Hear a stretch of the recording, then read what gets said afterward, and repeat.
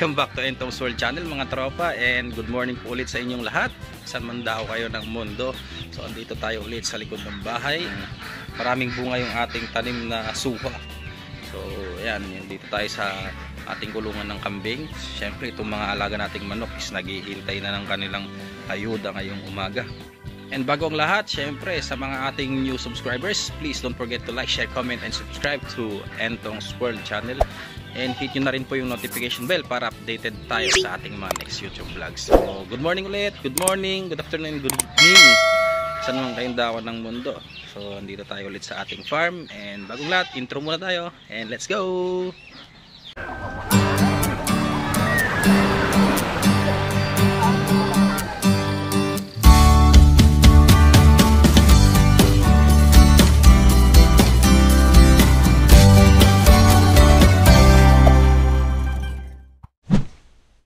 Good morning ulit sa atin mga tropa.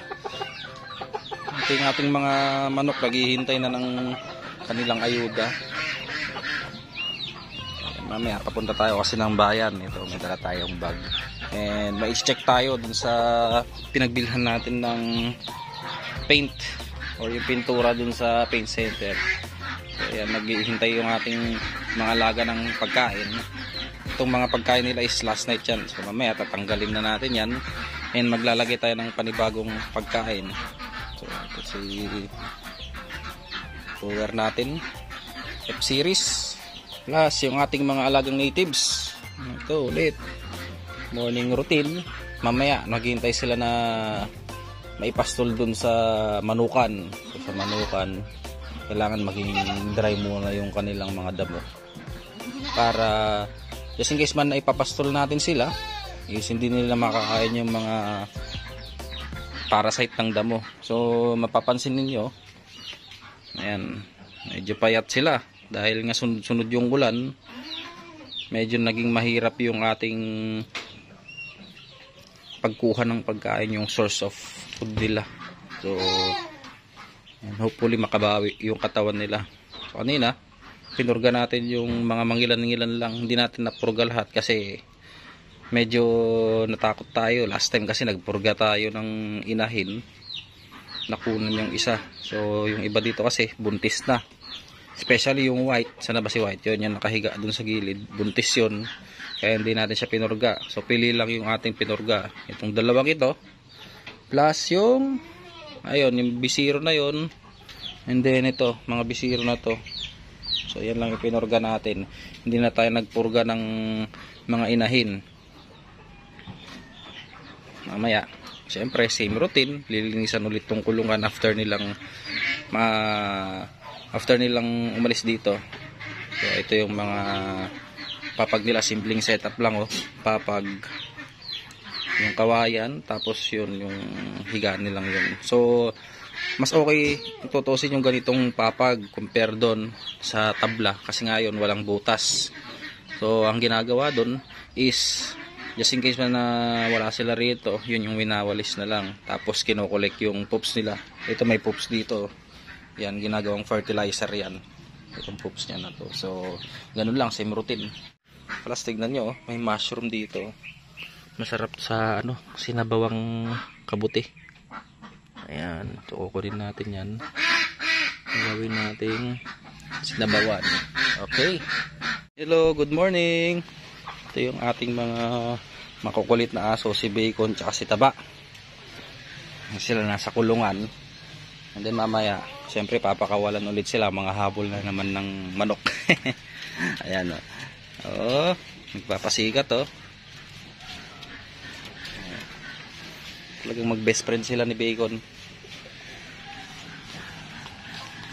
Oh, nakarating na naman dito yung mga alaga nating manok, plus yung tatlong makukulit tuta. Ayan o, ay ang kikit nila, ang yabang o. Tapang, matapang kasi ito eh, oh. Matapang yan, oh. Pa iba nagtatago, para silang bull mastiff, no? Tinitsura nila mukhang bull mastiff pero native. Aspin, halika rito, dali, kunin mo to. Oh. Yan guys, di pala natin napakita yung kainan ng ating kambing. So papakita natin. Ayan. Ito yung mga retaso dati sa lumang bahay. Itong angular. Tapos yung napagbenta ng kambing, dinagdag na lang natin pambili ng liso. Ayan. So hindi pa natin napipinturahan. Kailangan mapinturahan natin to. Kasi nga ito, yung mga kalakalawang. Kailangan matanggal yung kalawang before natin pipinturahan para mas tumagal yung paggamit natin dito. Kasi nga yung kawayan is nabubulok during rainy season. So ang hirap kasi ng kapalit-palit na kainan, medyo hassle. Unlike dito, pang matagalan na rin ito. So ito rin yung pang native. Ayan. Para just in case man na maglalagay tayo ng damo dito, hihilain na lang ng mga alaga nating kambing. Hindi tayo mahihirapan na kagaya nung isang araw naglagay tayo ng patsa. So ilalagay natin dun yung silage. Minsan aapakan nila o ikakalat nila. Ang kagandahan dito is hindi na tayo mamumroblema. So ayan ang ating pakainan ng kambing. Hindi pa tapos yan. So pipinturahan pa natin yan maya maya. So guys, ito lunch break.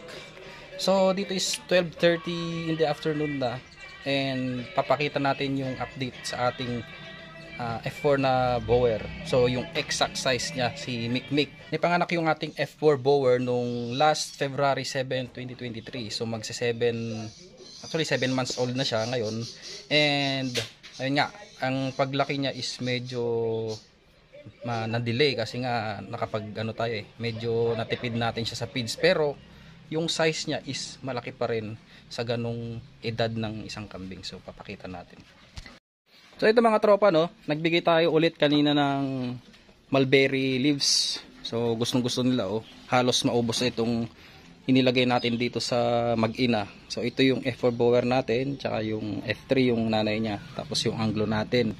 And the rest nandun ulit sa pastulan, yung mga upgraded and natives natin. So sa malapitan ipapakita natin kung gaano siya kalaki. Ayan. So pasukin natin dito ang kanilang kulungan. So ito yung kanyang nanay, si F3. Ayan, madungis ang itsura niya. So makikita ninyo may pagka Roman nose na siya, and then malaki talaga kasi may lahing Boer. Tapos syempre may dugo rin ng Anglo to. Parang bowang din to yun nga lang mas mataas yung percentage nung pagka Boer niya, kasi yung tatay niya is yung galing kila Sir Roger Austria. Ayan. Yan yung ating F3 na inahin. And then ito na si Mikmik. So ang name is Mikmik. Ang dami niya rin nakain. Yan yung katawan niya ngayon. Busog na yan. Pero talagang tignan nyo pag kumain talaga. Totosin busog na tong ganito kalaki yung tiyan pero walang tigil. Ang nagustuhan ko naman dito, maganang kumain, hindi siya maselan sa ilalagay nating grass. Just in case maglagay tayo ng napier grass, ng mulberry, yan, mulberry leaves, mga ipil-ipil, tapos silage. Hindi siya mapili. So yun ang nagustuhan natin dito. Magmula nung bata is nasanay na siya. Tapos yun nga nabanggit ko kung bakit hindi tayo masyadong nakapagbigay ng feeds, kasi nga nagtitipid tayo dahil kung kukumputin nyo, ang gastos talaga. Yan. Sabi nga nila, hindi mo dapat tinitipid yung alaga. Pero, yun nga, masyadong mahal yung mga commercial feeds ngayon. So, bumabawi tayo sa mga ganito, legumes, tapos yung corn silage, masustansya naman yun. So, okay naman yun dahil, actually, everyday naman kaming nakakapagbigay nun. Minsan sa, yun, hapon. Ganyan. Yung, patulog na sila, nagbibigay pa tayo ulit ng corn silage. So yun naman, maganda kasi may bunga siya. So ito na yung katawan ni Mikmik. Ayan, halos magkasing height na nga sila ng kanyang nanay ang bilis lumaki. Yun nga lang, ito kasi mas matas na yung percentage ng Boer, pagka Boer niya, kasi yung nanay niya F3, tapos pinaistan pa natin sa full blood na Boer. So ito yung kinalabasan, isa lang yung anak, pero at least nakapag-produce tayo ng babae. So Siyempre, pag binenta mo yung ganitong babae, mas mahal siya sa mga sa mga bumibili ng kambing, mas mahal yung ganito babae. So ayan, nailabas na yung ulo. Ayan, pakita natin yung update sa kanya. Ito, ayan siya. Ayan yung actual size niya sa ngayon. So bata pa to, lalaki pa to. Ayan. Ayan. So ito yung mga ano natin, mga breeders natin. So ito, hintayin pa natin to ng mga at least 3 months pa or 1 year old. Hintayin natin siya mag 1 year old bago natin i-breed para mas maganda and then condition talaga siya. So meron din mga cases na medyo batan lang na breed, pero ito kasi susundin natin yung payo ng ibang mga nagbe-breeds. So ang sabi nga nila, at least 10 months old or 1 year old para mas magandang i-breed yung ating mga dumalaga. So ito pa ayaw magpaawat sa pagkain ng mulberry leaves. Itong ating F4 na bower, siguro ito nagre-range to ng mga around 20 to 30 kilograms. So ganun na siya kabigat agad, unlike dun sa mga native, di ba? Pag i-compare ninyo, yung mga alaga nating native is napaka liliit. So ang advantage nito is more on meat talaga sila kasi nga may lahi ng bower, tas malalaki. So mga katropa, no, yung mga binigay nating mulberry, oh, simot na simot. Tapos ang napansin ko pa, kinakain nila ito mga dulo, ito mga dulo-dulo, yung mismong sanga. Tapos binabalatan nila yung tangkay. Ito yung balat ng ng mulberry, gustong gusto nila. Ito, ayan, kakainin nila yan. So hayaan na muna natin dyan, tapos hintayin natin na mabusog sila. So mamayang gabi, ulit to eh, umuungak sila minsan paghapon, yung talagang patakip silim na kasi ang lalakas sila kumain talaga. Kaya dito sa ating kulungan may mga nakaprepare na silage. Ayan, ayan, tingnan natin yung corn silage. So as usual, ito yung pangsingit natin. Ayan, may mga natira pa, oh. Ang bango, amoy suka na may asukal. So matamis siya, matamis ang amoy na maasim.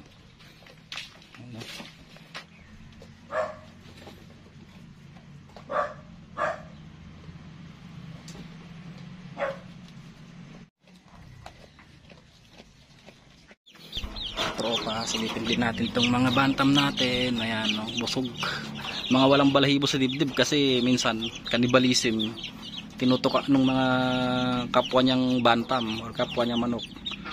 Ayan yung mga bantam natin, no, astig. Ayan, sana marami pa natin ito kasi yun din naman ang goal natin, maparami yung mga bantam for display. Tsaka ang kikit nilang tingnan, no, lalo siguro to pag naglugon. Tapos ayun nga, lalagyan natin sa scratch pen. Ang gaganda nito. Yung mga breeder natin. Ayan. So walang balahibo sa mukha. Ang problema kasi dito is nakikipag-away din sa tandang. Ayan, oh. Ayan, nakikipag-away. Napakataas na itong kulungan eh. Lumilipad pa rito. So ito yung ating cap. Kita natin, naglulugon.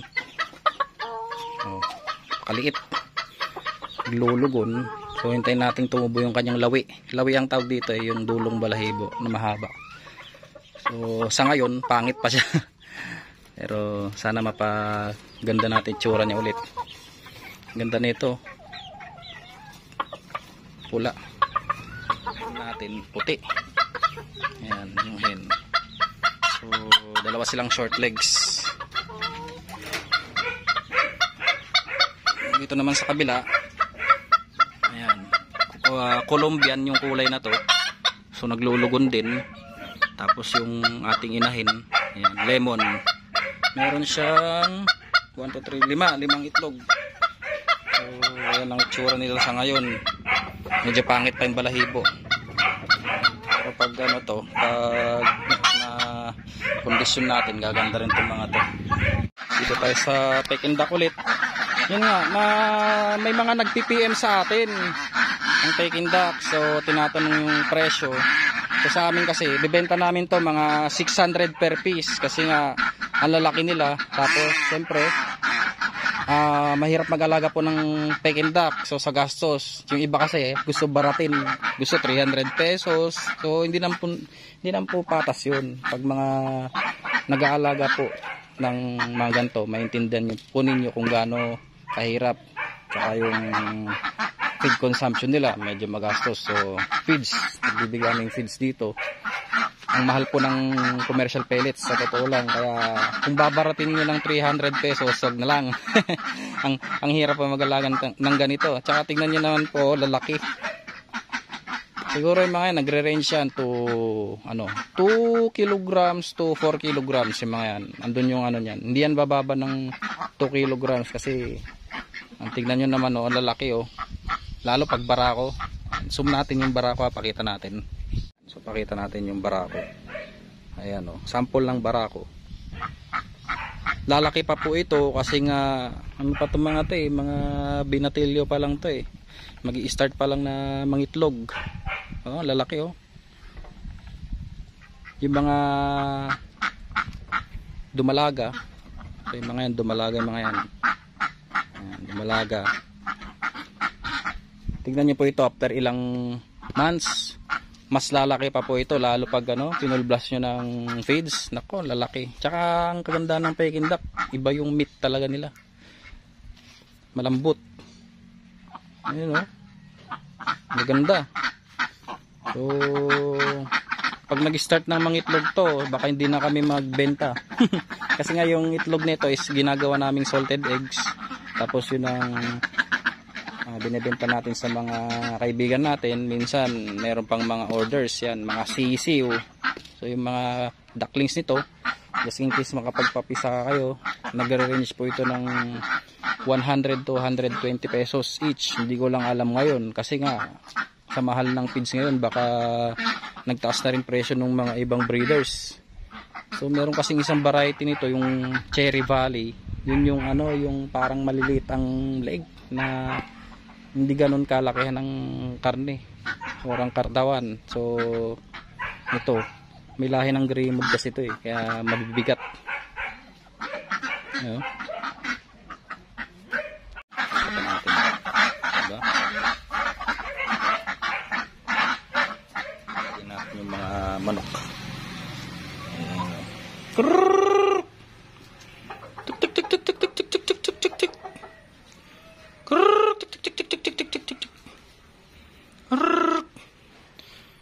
Dito pala tambayan nila pag paghapon. Saan yung iba? Mga rumuronda kumakain ng damo. Ito yung Rhode Island Red, tapos yung mga cross. Maganda cross, Rhode Island Reds. Wala dito yung iba. Saan ba iba? Check natin dito sa gate. Ayun, dun sila. Gilid.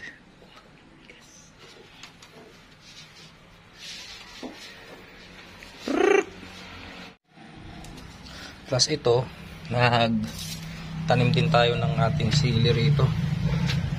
So, ayan, nagpunla. Tapos din namin, tinransplant natin mga sili. So, ang gamit nating medium dito is yung manure. Ayan, may mga mangilan-ngilan tayong naitanim. Siling, pangsigang, tsaka siling haba. Ayan sila, mga manok. Kunti sila ngayon Ang gaganda kulang sila.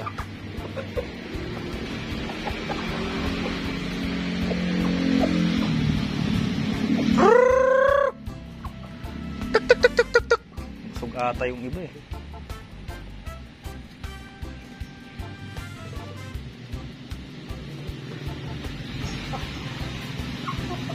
lang muna ang ating video for today. Sa mga subscribers natin, thank you very much for watching and Pong's World channel. And sa mga bago po, don't forget to like, share, comment, subscribe. And magbigay na rin po kayo ng suggestion nyo regarding dito sa ating farming. And shoutout po pala dyan sa mga nagko-comment. So hindi pa natin ma-replyan isa-isa. Pero susubukan nating replyan sila. Sa mga inquiries, mag-PM lang po kayo sa ating Facebook page, Entong's World. And then syempre follow nyo na rin po yung ating Facebook page. So thank you very much guys. See you next time. God bless and ingat po kayo lagi.